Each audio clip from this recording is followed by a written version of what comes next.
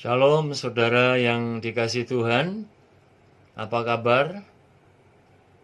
Puji Tuhan, saya percaya Bapak Ibu Saudara dalam keadaan baik-baik dan sehat-sehat senantiasa.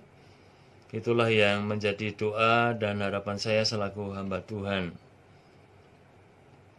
Puji Tuhan, saya menjumpai Bapak Ibu Saudara pada kesempatan kali ini dalam rangka ibadah raya Minggu tanggal 26 April 2020, Minggu 26 April 2020. Kita masih ibadah secara online di rumah masing-masing. Namun saya berharap tidak mengurangi kekusukan, keseriusan kita di dalam kita menjalankan ibadah, dan bahkan saya berharap Bapak Ibu Saudara semakin lebih menghayati dan lebih sungguh-sungguh lagi. Pada kesempatan kali ini saya akan menyampaikan satu pokok kebenaran firman Tuhan yang berjudul Pertahankan Iman yang Murni.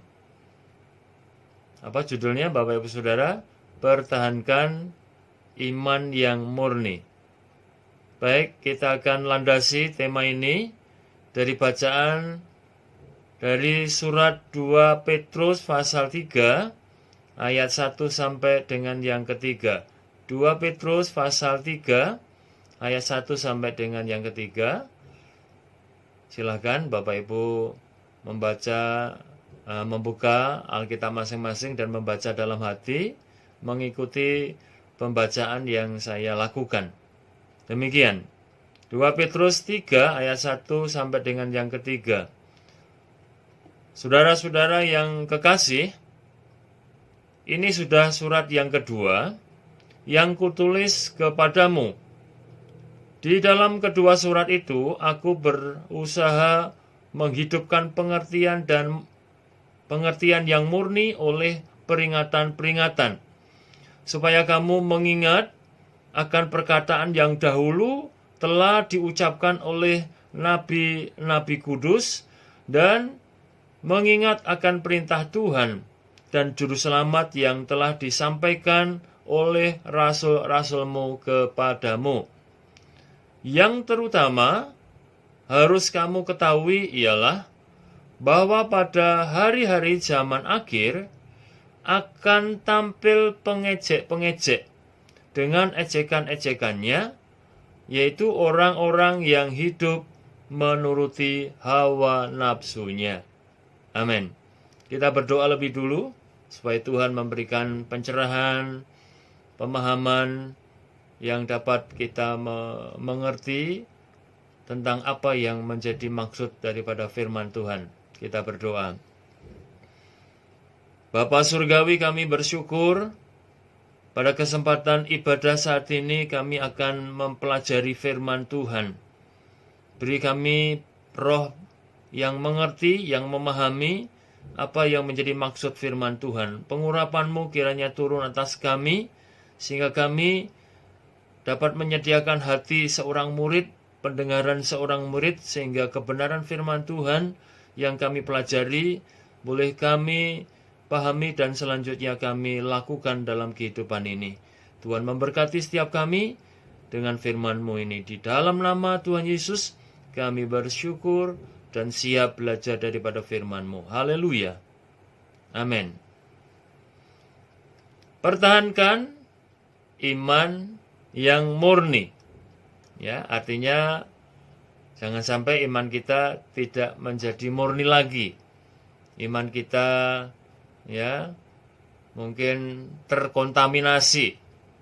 Iman kita jangan sampai tercampur dengan pengajaran-pengajaran filsafat dunia ini, sehingga tidak murni lagi sesuai dengan firman Tuhan. Nah, itu maksudnya. Kurang lebih kita akan dalami tentang firman Tuhan ini. Bapak Ibu Saudara yang dikasihi Tuhan, iman Kristen itu bukan iman yang melompat dalam gelap, ya. Iman yang melompat dalam gelap itu pokoknya kita percaya secara membabi buta.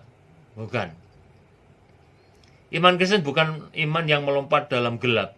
Sebab iman Kristen itu iman yang berdasarkan kebenaran, berdasarkan hikmat dari Allah, ya, yang memberi pencerahan dan pengertian yang memerdekakan kepada setiap orang yang menerima dan percaya.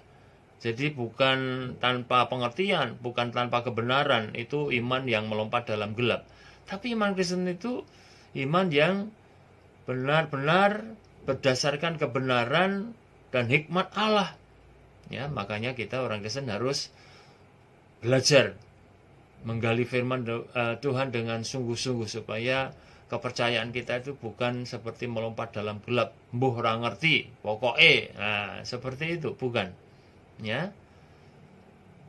Jadi kita harus memiliki pemahaman, pengertian, pengetahuan. Itulah yang dikatakan oleh Rasul Petrus, ya. Jadi kita harus memiliki pengertian yang murni. Aku berusaha hidupkan pengertian yang murni oleh peringatan-peringatan, ya, ayat 1. Nah, jadi kita tidak boleh orang Kristen, ya, hidup kekristenan kita itu tanpa pengertian, tanpa pemahaman dari firman Tuhan. Makanya kita harus, ya, rajin-rajin belajar firman Tuhan, dengar firman Tuhan.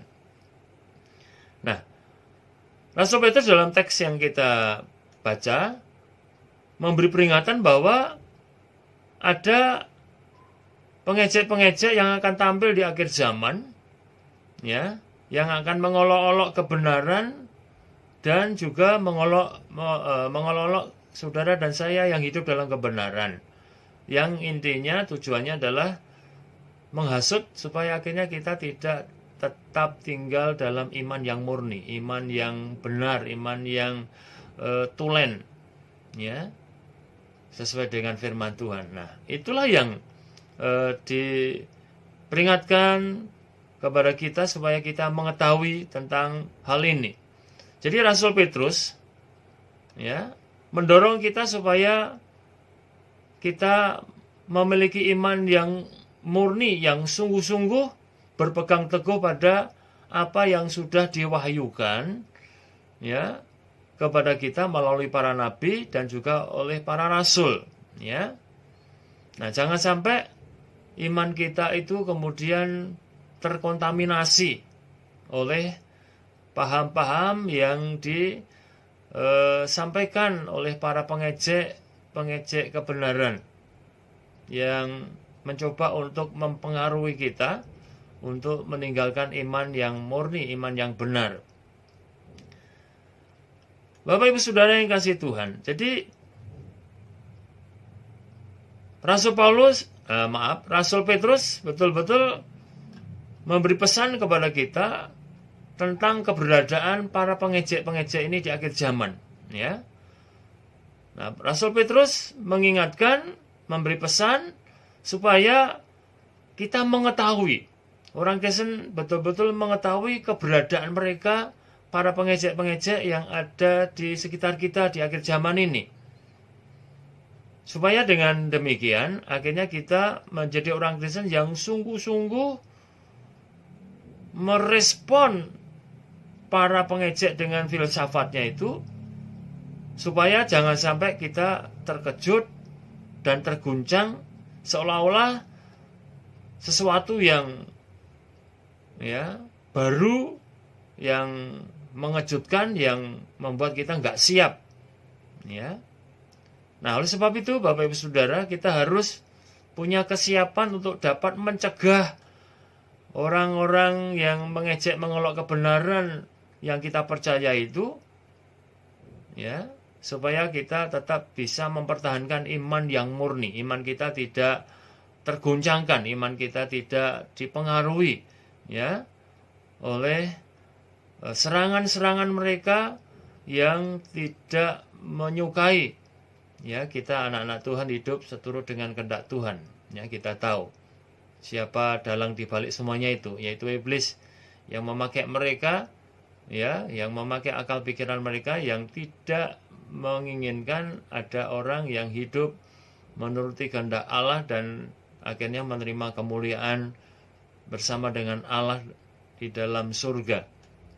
Nah, Bapak Ibu Saudara yang dikasihi Tuhan, ya, olehnya itu maka pada kesempatan kali ini kita akan melihat apa yang dipesankan dengan sungguh-sungguh oleh Rasul Petrus, ya, yaitu bahwa Rasul Petrus mengingatkan kita untuk dapat mengenali, ya, pengejek-pengejek itu supaya kita tidak terseret oleh pikiran-pikiran mereka yang dilandasi oleh hawa nafsu kedagingan. Nah, orang macam apakah pengejek-pengejek kebenaran itu? Ya, ini yang kita akan pelajari. Orang macam apa? Ya, pengejek-pengejek kebenaran itu. Ada 3 hal yang ingin saya sampaikan untuk kita bisa mengenali orang macam apakah pengejek-pengejek itu, sehingga kita bisa mengantisipasi, kita siap siaga, sehingga kita tidak terjebak, tertipu, terhasut oleh pikiran-pikiran atau tindakan-tindakan mereka. Yang pertama, orang macam apakah pengejek-pengejek kebenaran itu? Mereka adalah orang yang hidup menurut hawa nafsu mereka sendiri. Ya, ini yang pertama. Mereka adalah orang yang hidup menurut hawa nafsu mereka sendiri. Orang yang hidup menurut hawa nafsu. Bapak Ibu Saudara yang dikasihi Tuhan, para pengejek-pengejek kebenaran itu mereka mengikuti, ya, muslihat dan keinginan hati mereka sendiri. Para pengejek-pengejek itu hidup menurut kesenangan jasmaniah mereka sendiri. Bukan menurut perintah dan petunjuk yang dari kebenaran, ya. Jadi orang yang digolongkan sebagai pengejek-pengejek di situ adalah orang yang hidup menuruti kesenangan mereka sendiri, bukan menuruti perintah atau petunjuk yang dari kebenaran firman Tuhan. Ya, pikiran mereka adalah pikiran yang sesat, pikiran-pikiran yang mengikuti hawa nafsu, ya, kedagingan mereka. Inilah yang mereka lakukan dalam pergaulan hidup mereka. Nah, ini kita harus kenali, ya, kita harus kenali bagaimana mereka itu, ya. Mereka hidup sesuka hati dan berbicara seenak mereka sendiri, ya. Bahasa Jermannya mereka tuh ngomong sak penak udele dewe. Nah, tidak berlandaskan kaidah kebenaran ataupun bahkan norma-norma ataupun bahkan etika, ya. Pikiran mereka jahat dan menentang Allah. Sebagaimana halnya pikiran setiap pendosa yang tidak, ya, diperbarui hidupnya, yang terasing dari Allah. Jadi mereka tidak mengenal kebenaran, atau bahkan sebenarnya bukan tidak mengenal, mereka menolak mengenal kebenaran, ya. Seperti yang dicatat dalam Roma 8 ayat yang ke-7 dikatakan di sana, sebab keinginan daging adalah perseteruan terhadap Allah, karena ia tidak takluk kepada hukum Allah. Hal ini memang tidak mungkin baginya. Ya. Jadi orang yang digolongkan oleh sebagai pengejek-pengejek di akhir zaman ini adalah orang yang tidak takluk atau tunduk kepada hukum Allah, ya, karena mereka punya hukum sendiri. Ya, hukumnya adalah menurut hawa nafsu kedagingan mereka. Mereka tidak sudi dibatasi oleh hukum-hukum Allah dalam pikiran, dalam perkataan, dalam perbuatan mereka. Mereka tidak pula sudi ya diatur oleh wahyu yang daripada Allah, ya. Jadi mereka tidak sudi wahyu Allah itu mengatur dan menetapkan langkah-langkah hidup mereka. Apa yang harus mereka lakukan, apa yang harus mereka percayai, ya. Jadi mereka maunya hidup tanpa hukum, ya, liar, ya. Nah, pengejek-pengejek itu akan hidup dengan cara mereka sendiri, berbicara dalam bahasa mereka sendiri. Demikian pula mereka akan memikirkan pikiran-pikiran mereka sendiri dan membentuk kaidah-kaidah atau prinsip-prinsip yang sepenuhnya milik mereka sendiri. Ya. Jadi tidak mau tunduk patuh kepada hukum-hukum Allah, hukum-hukum kebenaran. Jadi hanya hawa nafsu mereka sendiri yang akan mereka ikuti. Mereka tidak mau hidup ya menurut aturan. Mereka maunya hidup seenaknya sendiri, ya, tanpa aturan. Seperti yang digambarkan oleh ya firman Tuhan. Jadi mereka ini adalah golongan orang yang ya pencemooh, ya, orang fasik, orang durhaka. Nah, inilah gambaran-gambaran yang harus kita ketahui bahwa para pengejek-pengejek itu ya hidup seperti itu. Nah, semuanya itu diberitahukan kepada saudara dan saya sebagai orang percaya supaya kita mengenal mereka, supaya kita bisa lebih waspada terhadap mereka, berjaga-jaga. Jangan sampai ya kita bergaul dengan mereka, karena pergaulan yang buruk akan merusak kebiasaan yang baik. Ya. Jangan sampai tiba-tiba kita tanpa sadar mengikuti kelakuan mereka, perkataan mereka, dan akhirnya kebiasaan yang baik, yang benar menurut firman Tuhan jadi rusak. Ya. Seperti yang dikatakan di dalam 2 Timotius 3 ayat 1 sampai dengan 5, ya. Rasul Paulus menggambarkan di situ dalam 2 Timotius 3 ayat 1 sampai 5 tentang keadaan manusia pada akhir zaman, ya. Demikian akan saya bacakan 2 Timotius 3 ayat 1 sampai dengan yang kelima. Ketahuilah bahwa pada hari-hari terakhir akan datang masa yang sukar. Manusia akan mencintai dirinya sendiri dan menjadi hamba uang. Mereka akan membual dan menyombongkan diri. Mereka akan menjadi pemfitnah. Mereka akan berontak terhadap orang tua dan tidak tahu berterima kasih, tidak mempedulikan agama, tidak tahu mengasihi, tidak mau berdamai, suka menjelekkan orang, tidak dapat mengekang diri, garang, tidak suka yang baik, suka mengkhianat, tidak berpikir panjang, berlagak tahu, lebih menuruti hawa nafsu daripada menuruti Allah. Secara lahiriah, mereka menjalankan ibadah mereka, tetapi pada hakikatnya mereka memungkiri kekuatannya.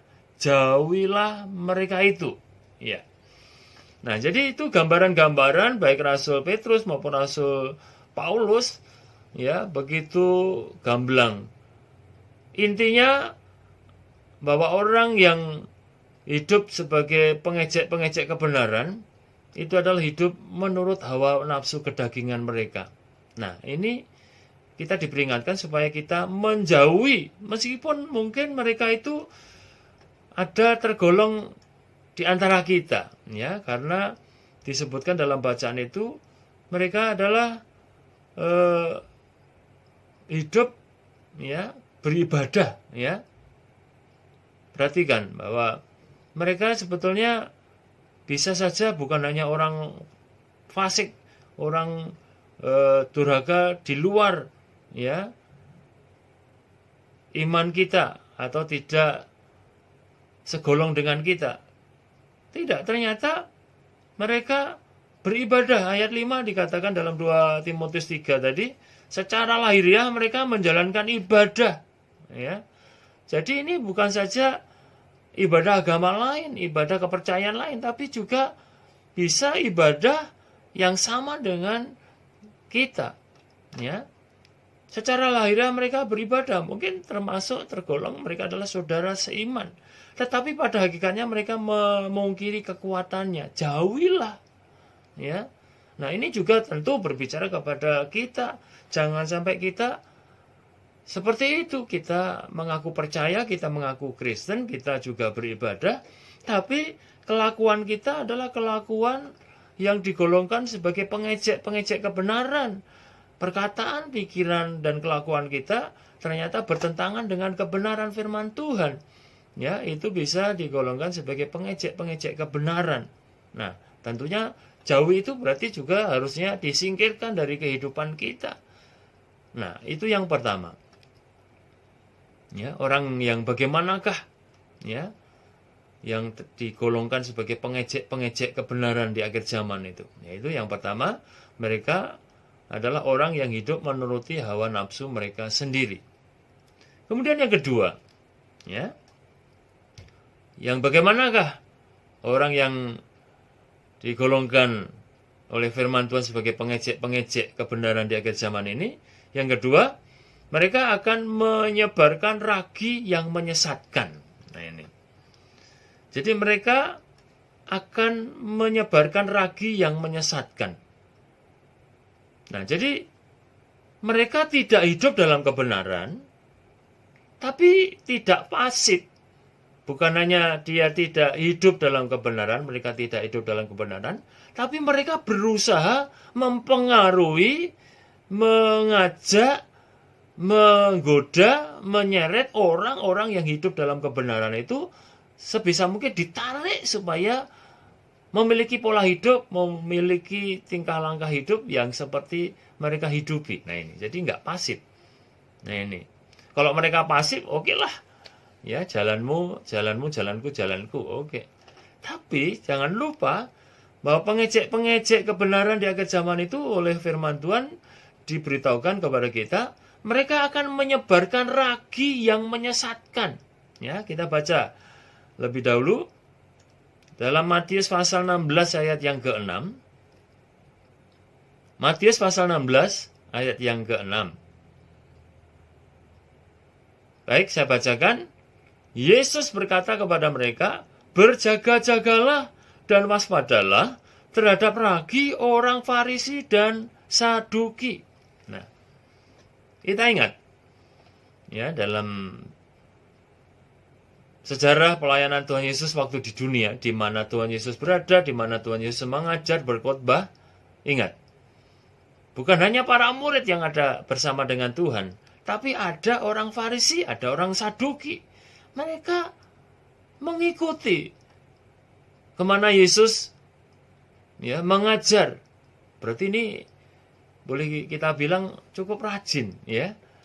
Orang Farisi, orang Saduki itu rajin. Jangan pikir kalau orang yang hidup mengejek, mencemooh kebenaran itu nggak rajin ibadah. Oh, rajin ibadah. Nah, ini. Jadi kalau kita ini yang mengklaim diri sebagai murid Kristus, yang sungguh-sungguh murid yang sejati, tapi nggak suka rajin ibadah, ya. Nah, ini tanda tanya, baik ibadah di gereja maupun sekarang ini dalam bentuk ibadah di rumah. Kalau saudara nggak melakukannya, wah, kalah rajin sama, ya, orang Farisi, ahli Taurat atau orang Saduki. Nah, ini. Nah, Tuhan memperingatkan supaya kita berjaga-jaga dan waspada terhadap ragi. Ragi itu berbicara tentang pengajaran. Ragi ini berbicara tentang pengaruh, pandangan, prinsip hidup yang mereka miliki.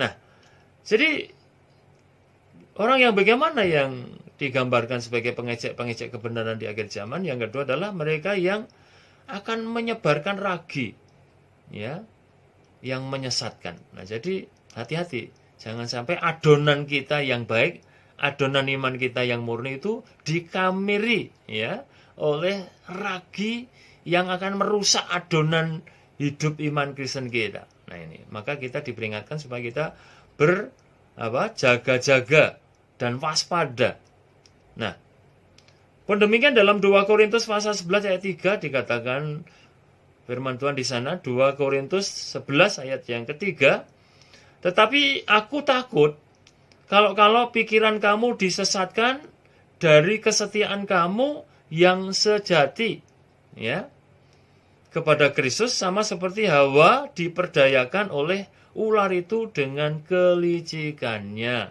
Nah, ini Rasul Paulus pun juga memberi peringatan yang senada daripada peringatan Tuhan Yesus kepada para muridnya, ya. Aku takut kalau pikiran kamu disesatkan, ya, dari kesetiaan kamu yang sejati kepada Kristus. Hati-hati. Ya, iman yang murni itu iman yang setia dengan kesungguhan yang sejati kepada Kristus, ya. Nah, jangan sampai kita disesatkan sama seperti Hawa yang diperdayakan oleh yaitu ular dengan kelicikannya. Nah, jadi Bapak Ibu Saudara ini kasih Tuhan, kita harus tahu ini peringatan firman Tuhan. Para pengejek-pengejek, pengolok-pengolok kebenaran, mereka itu tidak pasif, ya, untuk dirinya sendiri, nggak mau hidup dalam kebenaran, tapi mereka proaktif berusaha berjuang untuk mempengaruhi orang yang hidup dalam kebenaran itu sebisa mungkin ditarik mengikuti mereka. Mereka akan berusaha mengguncang dan menggelisahkan kita.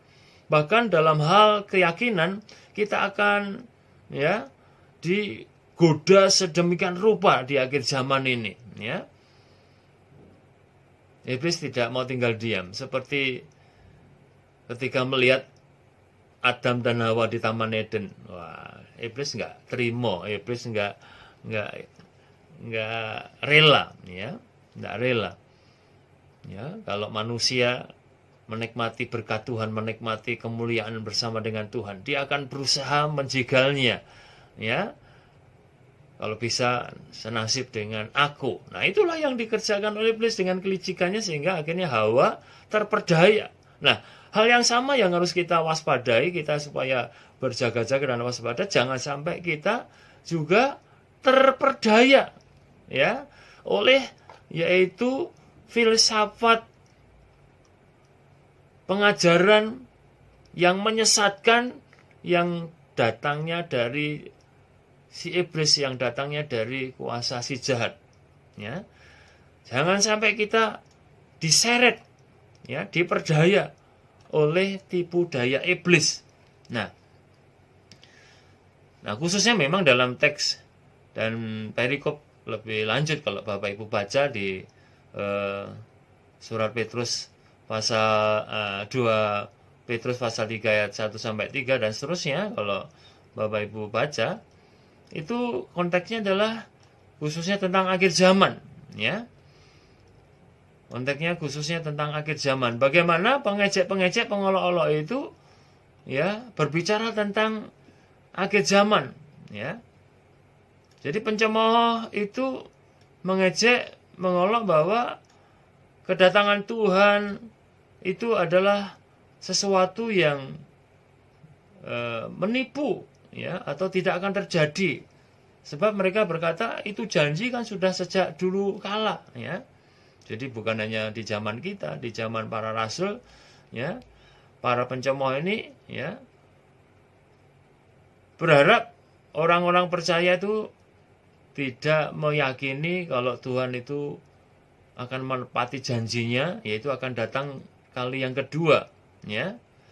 Nah, mereka mencoba meyakinkan, ya, menggoncang keyakinan saudara dan saya, termasuk, ya, para murid di zaman itu, bahwa Yesus berjanji, ya, aku, ya, akan pergi ke rumah Bapa, akan menyediakan tempat bagi kamu, ya, jangan takut dan gelisah hatimu. Nah, kalau rumah itu sudah jadi, Tuhan berjanji akan datang. Nah, para pengejek, para pengolok itu mencoba untuk menggoncangkan keyakinan orang percaya supaya tidak mempercayai janji Tuhan yang akan datang kali yang kedua.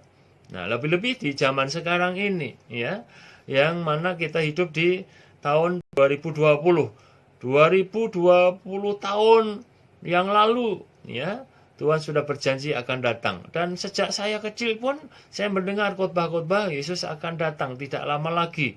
Sampai saya jadi pendeta. Saya sampai punya anak, punya cucu, ya kan? Tuhan kok belum datang? Nah, inilah yang dipakai untuk senjata para pengejek pengelola untuk kemudian kita tidak meyakini dan tidak mempercayai janji Tuhan, ya.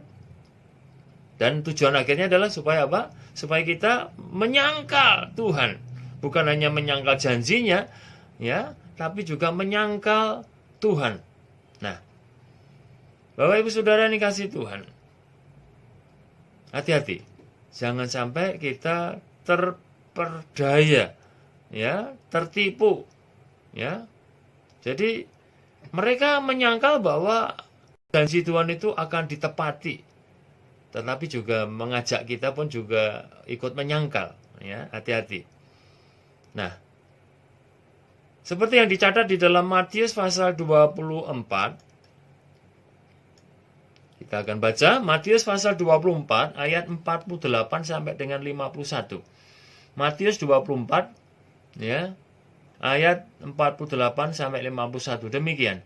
Akan terjadi saya ulangi, akan tetapi apabila hamba itu jahat dan berkata di dalam hatinya, Tuanku tidak datang-datang, lalu ia mulai memukul hamba-hamba lain dan makan minum bersama-sama pemabuk-pemabuk, maka Tuan hamba itu akan datang pada hari yang tidak disangkanya dan pada saat yang tidak diketahuinya, dan akan membunuh dia dan membuat dia senasib dengan orang-orang munafik.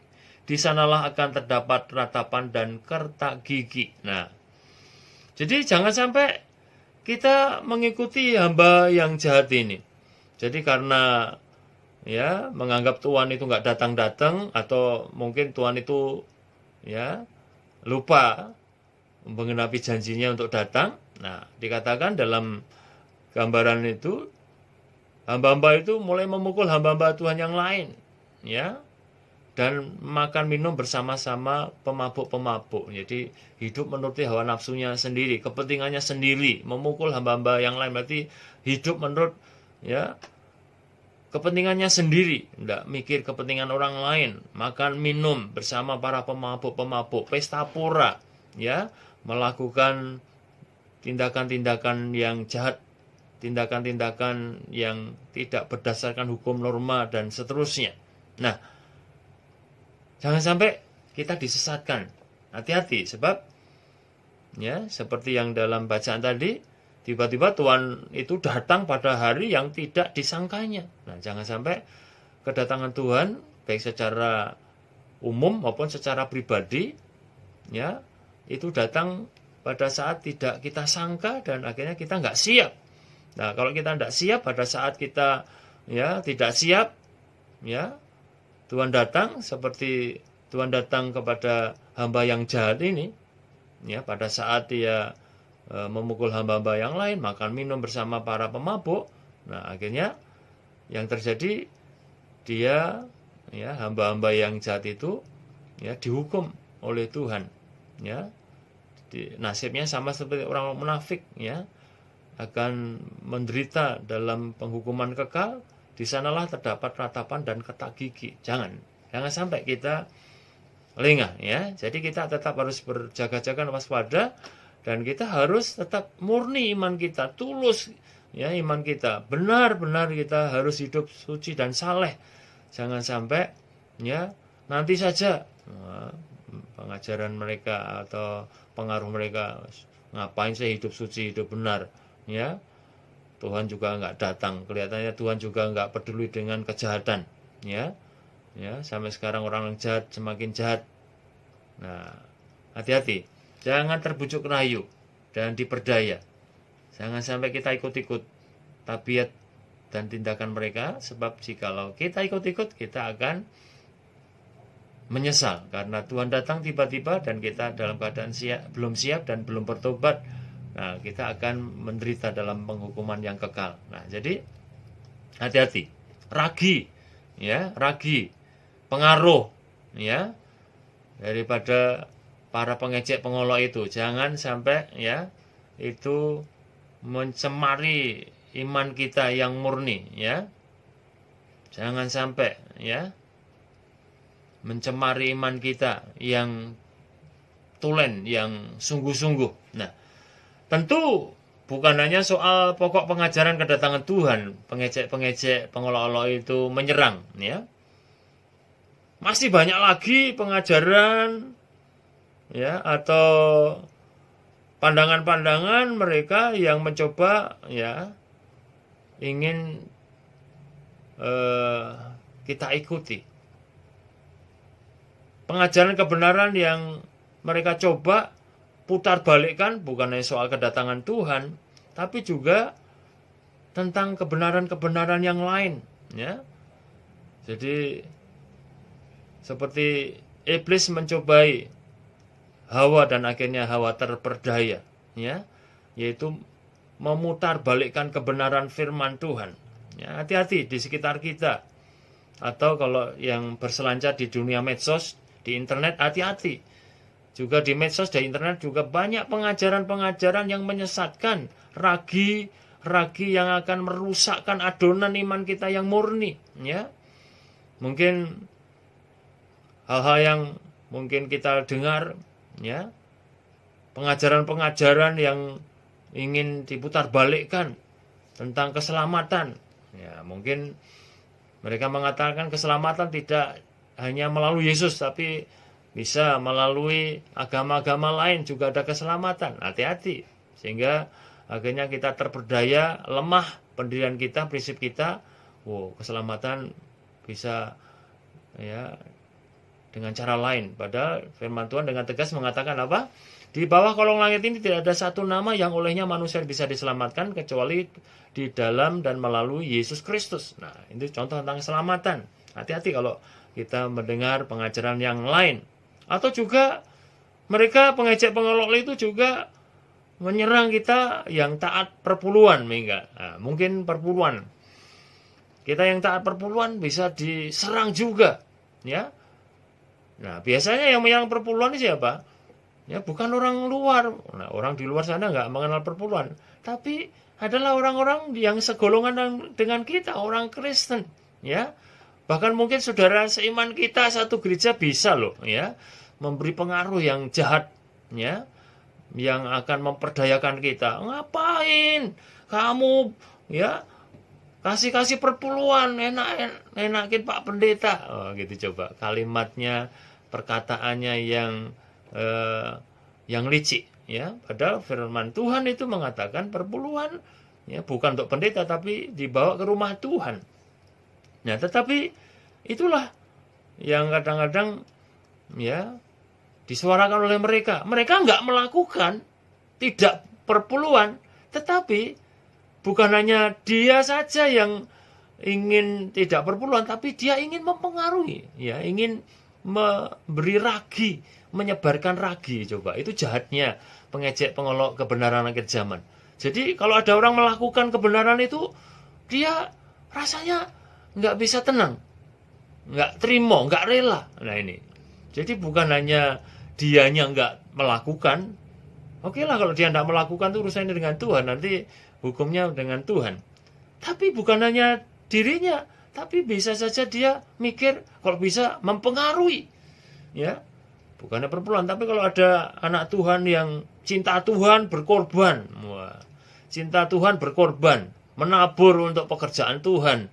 Sarana prasarana di gereja kita, ya, ada anak Tuhan yang diberkati atau terbeban dan menabur. Melihat saudara, ya, seiman yang menabur, bukannya malah senang, wah puji Tuhan, bukan malah bersyukur, haleluya, ya, dan mungkin jane malah, wah aku tak rindu ikut juga menabur supaya aku boleh juga membuktikan rasa syukur dan cintaku pada Tuhan. Enggak. Pengejek dan pengolok itu bukan malah bersyukur, tapi malah, ya, perkataannya seperti perkataan daripada ular yang licik di Taman Eden itu, ya. Memutarbalikkan firman Tuhan. Ngapain kamu nabur-nabur, ya, untuk pekerjaan Tuhan? Keluargamu aja perlu dipikirkan. Kowe uripmu rekoso dadak nabur-nabur untuk pekerjaan Tuhan. Ngapain? Nggak usah. Udah itu biar dipikir sama yang lain. Atau mungkin jahatnya berkata, biar dipikir Pak Pendeta. Lah coba. Ada anak Tuhan yang mungkin tidak berkata seperti itu. Ada. Ya. Tapi mungkin bukan di sini ya. Bukan di GWP Bolon. Tapi di sana-sini banyak. Ya. Jadi mereka bukan saja tidak melakukan menabur, tapi kalau ada orang menabur, nggak terima, nggak rela. Kalau bisa jangan, dicegah. Jangan, nggak usah nabur-nabur, itu apa? Nah, ini jahatnya pengecek dan pengolok kebenaran. Ya, hati-hati.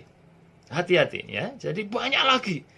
Ya, bukan soal kedatangan Tuhan, bukan soal keselamatan, tapi juga perpuluhan tentang menabur, tentang melayani bahkan. Ngapain repot-repot melayani coba? Ada anak-anak Tuhan yang cinta melayani. Ngapain repot-repot melayani coba? Ini perkataan siapa itu? Kalau bukan pengecek dan pengolok kebenaran. Ada yang setia berdoa. Lah ngapain? Berangkat-berangkat doa. Wah, apalagi ya dalam situasi pandemi corona ini. Ngapain? Kamu berangkat-berangkat doa nanti kena corona. Oh ya, coba ini ada pikiran jahat. Ya. Kalau gilirannya urusan doa, urusan kegiatan ke gereja, corona. Tapi di kegiatan yang lain masih melakukannya tanpa berpikir takut corona. Ngerumpi, ya, kumpul-kumpul, ya, rotonggone, masih, ya, padahal harusnya physical distancing. Tapi yo masih ngumpul-ngumpul, tapi nggak mikir takut corona, ya. Yang pasar, yang mall tidak takut corona. Tapi gilirannya, ayo doa. Wah, takut corona. Ayo kebaktian. Wah, takut corona. Ya. Nah ini pikiran siapa ini? Ini pikiran pengecek dan pengolok. Hati-hati. Jangan sampai kena ragi, diperdayakan oleh iblis dengan kelicikannya yang memutarbalikkan kebenaran sehingga iman kita nggak murni lagi, iman kita nggak sungguh-sungguh lagi. Hati-hati, itu yang kedua. Ya. Yang ketiga, agak panjang ya, biasanya selama ini setengah jam, ini seperti ibadah raya di gereja, karena ini penting sekali saya sampaikan. Yang ketiga, yang terakhir, bagaimanakah ya orang yang hidup ya dalam kehidupan yang mengecek kebenaran, ya. Orang macam apakah? Orang kayak apakah yang mengecek kebenaran firman Tuhan? Yang ketiga, mereka mengajarkan filsafat yang kosong, ya. Mereka mengajarkan filsafat yang kosong. Baik, kita baca Kolose 2 ayat 6 sampai 8. Kolose 2 ayat 6 sampai 8. Demikian saya bacakan bagi kita sekalian. Kamu telah menerima Kristus Yesus, Tuhan kita. Karena itu hendaklah hidupmu tetap di dalam Dia. Hendaklah kamu berakar di dalam Dia dan dibangun di atas Dia. Hendaklah kamu bertambah teguh dalam iman yang telah diajarkan kepadamu. Dan hendaklah hatimu melimpah dengan syukur. Ya. Haleluya. Jadi para pengecek kebenaran itu mereka mengajarkan filsafat yang kosong. Jadi kalau yang kedua menyebarkan ragi, artinya dia tidak ingin dirinya sendiri saja, tapi ingin mempengaruhi orang lain. Dan lebih intensif lagi mereka mengajarkan, ya, mengajarkan yaitu filsafat yang kosong, ya, ajaran-ajaran yang kosong, ya. Ayat 8, hati-hatilah supaya jangan ada yang menawan kamu dengan filsafatnya yang kosong dan palsu menurut ajaran turun-temurun dan roh-roh dunia, tetapi tidak menurut Kristus. Nah ini, hati-hati. Ya. Ini peringatan daripada Rasul Paulus. Ya, hati-hati. Kita yang sudah hidup dalam Kristus, hati-hati. Diperingatkan supaya tetap tinggal di dalam Dia, dalam iman yang tulus, iman yang murni, ya, iman yang teguh. Jangan sampai ya beralih kepada pengajaran-pengajaran filsafat dunia yang kosong, yang menipu, yang menyesatkan dan membinasakan. Jangan sampai iman kita diombang-ambingkan oleh pengajaran dunia yang kosong. sebab mereka akan bernalar, ya. Orang-orang pengejek pengolok kebenaran itu, mereka akan bernalar, tetapi filsafatnya sebenarnya adalah kosong, palsu, ya, menurut ajaran roh-roh dunia, gugon Tuhan, ya, roh-roh nenek moyang dan seterusnya. Ini malah begitu memperdaya orang dunia. Hati-hati, ya. Untuk itu, ya, kita harus berjaga-jaga, harus waspada. Bapak Ibu Saudara yang kasih Tuhan, mereka dengan licik, dengan cerdik, ya, dan mereka punya misi juga. Bagaimana sebanyak mungkin, ya, orang-orang yang sudah mengenal Tuhan itu dibuatnya gugur imannya, ya, karena mereka adalah hamba-hamba kuasa kegelapan, hamba-hamba setan, hamba-hamba iblis. Iblis tidak ingin, ya, banyak orang yang diselamatkan, menerima anugerah keselamatan dan kehidupan yang kekal. Nah, orang-orang yang hidup di bawah pengaruh si jahat, mereka proaktif, begitu masif juga mencoba untuk mengajarkan filsafat dunia ini sebisa mungkin. Akhirnya banyak orang yang terkesima, tergoda, dan meninggalkan kebenaran daripada Injil yang murni, yang benar. Nah, Bapak Ibu Saudara yang kasih Tuhan, hati-hati, ya. Jangan sampai kita ditawan oleh filsafat dunia mereka yang kosong, ya. Di dalam Pengkhotbah 8 ayat 11 dikatakan di sana, ya. Dalam Pengkhotbah pasal 8 ayat yang ke-11, mereka memenuhi diri sendiri dengan rasa senang atau bangga, ya, hidup dalam kejahatan, ya. Jadi mereka hidup dipenuhi dengan niat jahat. Oleh sebab itu Bapak Ibu Saudara, mari kita yang telah menerima Kristus Tuhan kita, karena itu hendaklah hidup kita tetap di dalam Dia, jangan goyah, ya. Banyak angin pengajaran yang akan melemahkan, menyesatkan iman Kristen kita, iman yang murni. Hati-hati, ya. Maka lebih banyaklah dengar firman Tuhan, lebih banyaklah mendengar pengajaran firman Tuhan daripada dongeng-dongeng, ya, isapan jempol, dongeng-dongeng filsafat yang kosong, yang gugon Tuhan turun-temurun, yang semuanya itu adalah tujuannya adalah menyimpangkan kita dari kehidupan yang setia kepada Tuhan, iman yang murni. Nah, oleh sebab itu Bapak Ibu Saudara, 3 hal itu yang harus kita pahami, kita kenali. Bagaimanakah, ya, mereka itu, ya, pengejek pengolok kebenaran itu, ya. Yang pertama tadi apa? Mereka itu hidup, ya, menuruti hawa nafsu mereka sendiri. Yang kedua, mereka, ya, akan menyebarkan ragi yang menyesatkan. Yang ketiga, ya, mereka akan mengajarkan, filsafat yang kosong. Jadi mereka masif untuk berjuang menyesatkan kita. Hati-hati. Maka pada hari ini kita diperingatkan oleh firman Tuhan, pertahankan, ya, iman yang murni, ya, pertahankan iman yang murni. Jangan sampai kita dikamirkan oleh ragi pengajaran yang menyesatkan. Jangan sampai kita, ya, berjalan duduk dalam kumpulan pencemooh, orang fasik, orang berdosa. Jangan ikuti, jauhi mereka, ya.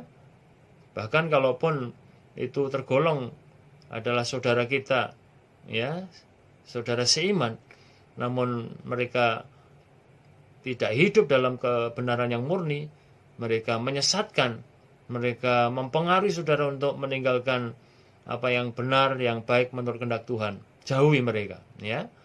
Jangan, ya, dengar perkataan mereka yang akan menyesatkan saudara. Nah, oleh sebab itu Bapak Ibu Saudara yang kasih Tuhan, ini zaman akhir, Tuhan segera datang. Melalui pelajaran peringatan dari Rasul Petrus ini, saya ingin mengingatkan kepada setiap kita, ya, bahwa penghakiman Allah, ya, akan benar-benar terjadi atas orang yang berdosa, atas orang yang hidup menyimpang dari jalan Tuhan. Pasti akan menerima balasannya. Nah, oleh sebab itu, Bapak Ibu Saudara, jangan anggap enteng peringatan Tuhan. Ya, hari-hari ini adalah hari yang jahat, maka mari kita berjaga dan waspada. Mari kita berjuang untuk mempertahankan iman yang murni, iman yang berkenan, iman yang seturut dengan kehendak Tuhan. Ya, jangan sampai kita yaitu mulai dipengaruhi oleh mereka-mereka sebagai pengejek dan pengolok itu, sehingga akhirnya kita mulai hidup tidak tertib, hidup sembarangan, hidup bermain-main dengan dosa, menjauhkan diri dari pertemuan ibadah, dan seterusnya. Jangan. Tapi marilah saya mendorong, mari kita bertumbuh bersama, mempertahankan iman yang murni. Kita mau tetap tinggal di dalam Dia, kita mau setia. Kita harus senantiasa menjaga hidup kita, hidup yang kudus, hidup yang tak bercacat, hidup yang berkenan kepada Tuhan. Pertahankan iman yang teguh, iman yang murni. Jangan ikuti pengejek-pengejek kebenaran yang akan menyesatkan dengan dongeng-dongeng dan filsafatnya yang kosong. Mari kita songsong kedatangan Tuhan. Kita nantikan kedatangan Tuhan dengan bijak. Seperti 5 anak darah yang bijak, yang mempersiapkan diri dengan kelengkapan yang memadai, dengan kehidupan yang saleh, yang benar, yang kudus, dengan berjaga-jaga. Sehingga waktu Tuhan datang kali yang kedua, kita tidak tertinggal, namun kita boleh diangkat bersamanya, dan kita diizinkan untuk menikmati persekutuan kekal dengan Tuhan dalam kemuliaan di surga. Haleluya. Tuhan memberkati. Mari kita berdoa. Meteraikan firman-Mu ya Tuhan yang sudah kami pelajari. Beri kami hati yang lembut, hati yang menurut terhadap firman Tuhan. Kami tidak keras hati, tidak menolak kebenaran, tetapi biarlah kami menjadi orang-orang yang menyambut firman Tuhan, menyambut kebenaran firman Tuhan itu, untuk kami boleh diubahkan. Karena Tuhan mengasihi kami, Tuhan tidak ingin kami binasa. Maka biarlah kami tetap mempertahankan iman kami yang murni. Kami mau terus berjalan seturut dengan kehendak Tuhan, tidak menyimpang ke kanan ke kiri. Kami mau lurus berjalan seturut dengan firman Tuhan. Teguhkan hati kami, kuatkan hati kami, mampukan kami hidup seturut dengan kebenaran-Mu. Sampai Tuhan datang kali yang kedua, Tuhan menjumpai iman kami yang murni, Tuhan mendapati iman kami yang murni, dan kami boleh mendengar Tuhan berkata kepada setiap kami, "Sabaslah engkau hambaku yang baik, masuklah dalam kemuliaan Bapa." Puji Tuhan, memberkati jemaat Tuhan dengan iman yang murni, iman yang teguh dan setia, sampai Tuhan datang yang kali yang kedua. Berkati juga setiap pergumulan Bapak Ibu Saudara jemaat, yang sakit Tuhan sembuhkan, yang lemah kuatkan, yang susah Tuhan hiburkan. Tuhan menolong, Tuhan memberkati dengan kesehatan, dengan roh damai sejahtera sukacita atas mereka. Dalam nama Tuhan Yesus kami mengucap syukur dan berdoa ini. Haleluya. Amin. Puji Tuhan. Sampai jumpa. Tuhan memberkati. Shalom.